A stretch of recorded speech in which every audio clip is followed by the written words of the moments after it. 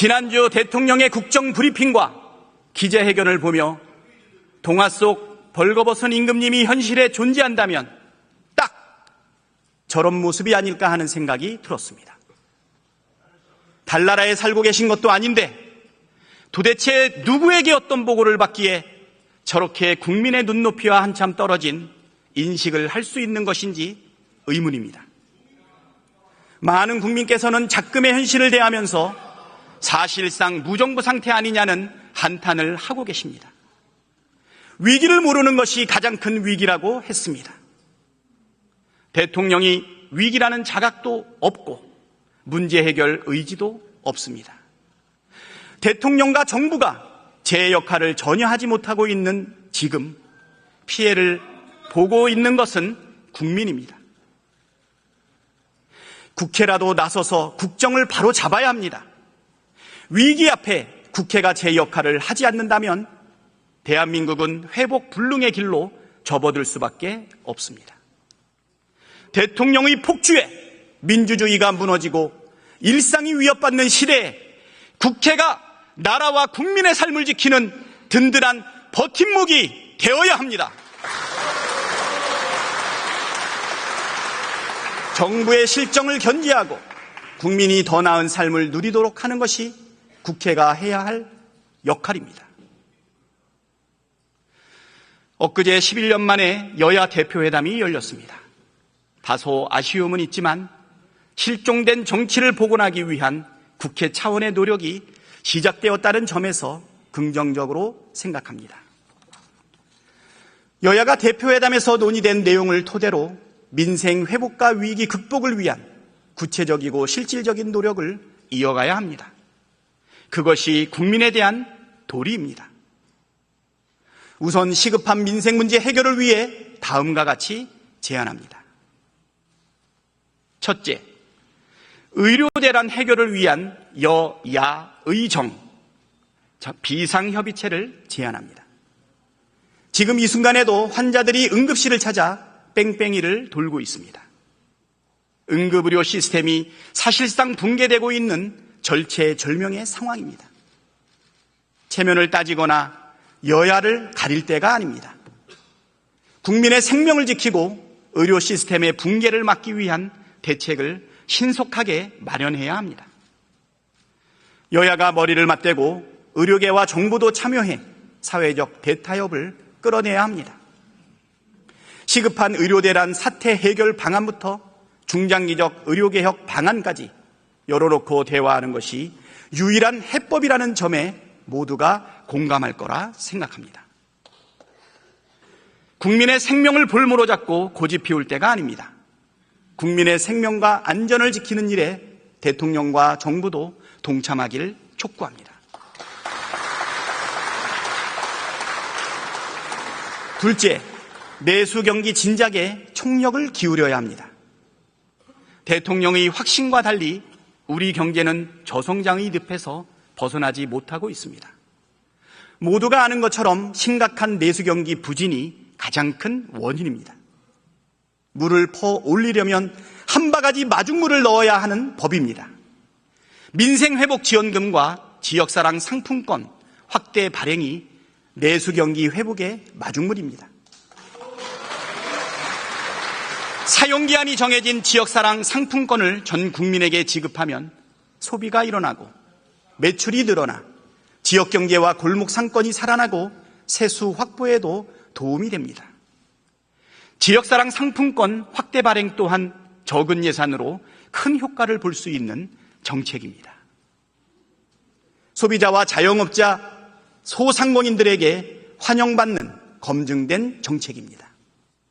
내수경기 진작에 도움이 되는데 정책 저작권 따질 이유 없고 반대할 이유도 없습니다.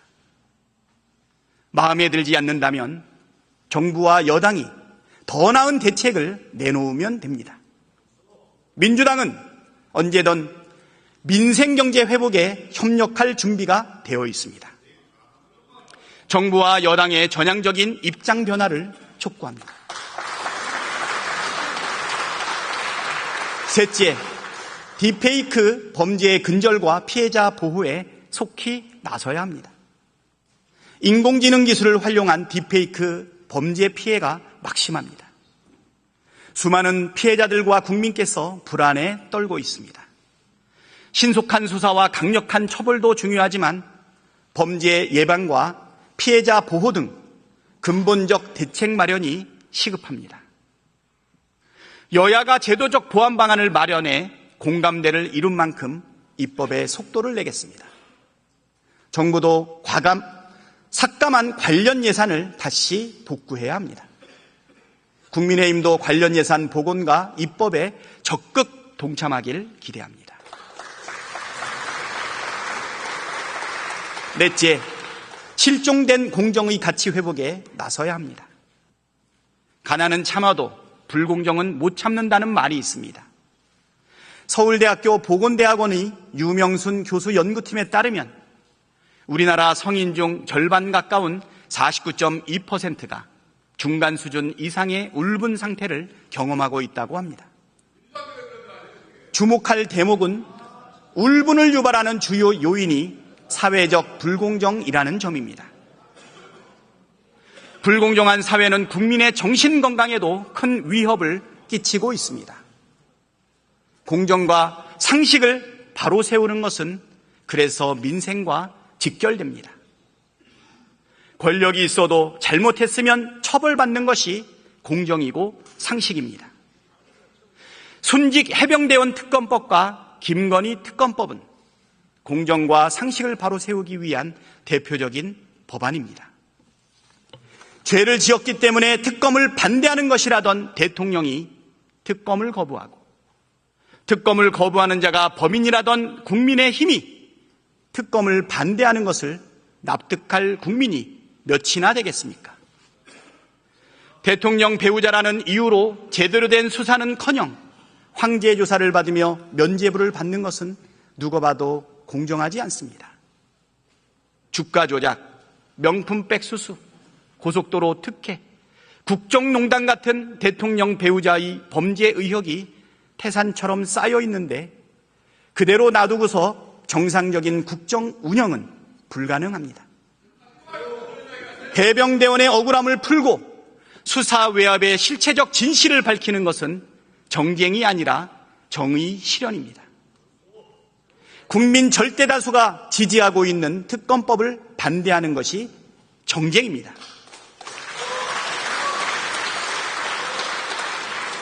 진실을 밝히고 정의를 세우기 위해 민주당은 제3자 추천안을 수용하겠다는 대승적 결단을 내렸습니다.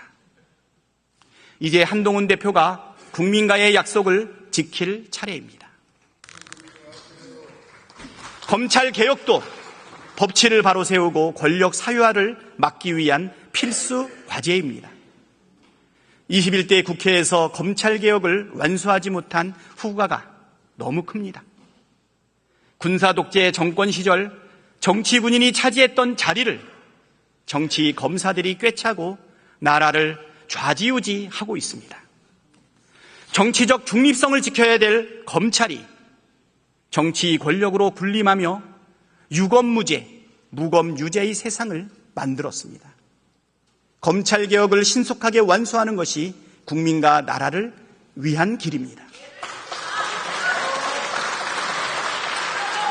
이 자리를 빌어 국민의힘에 당부합니다. 국민의힘은 여당 이전의 입법부의 일원입니다. 국민의 대표인 국회의원에게 제일 중요한 것은 용산의 마음도 일본의 마음도 아닌 국민의 마음입니다. 국회의 입법권과 삼권 분립의 헌법 정신이 심각하게 침해받고 있는 민주주의 위기의 시대에 입법부의 일원으로서 대통령과 행정부의 독단과 독선을 견제하는 데 나서 주십시오. 대통령의 거부권 남발을 비판하고 민심을 정확하게 전달해 잘못된 국정을 바로잡을 수 있도록 용기를 내어주십시오. 그것이 나라와 국민을 위한 바른 길이자 보수의 몰락을 막는 유일한 길이라는 사실을 명심해 주십시오.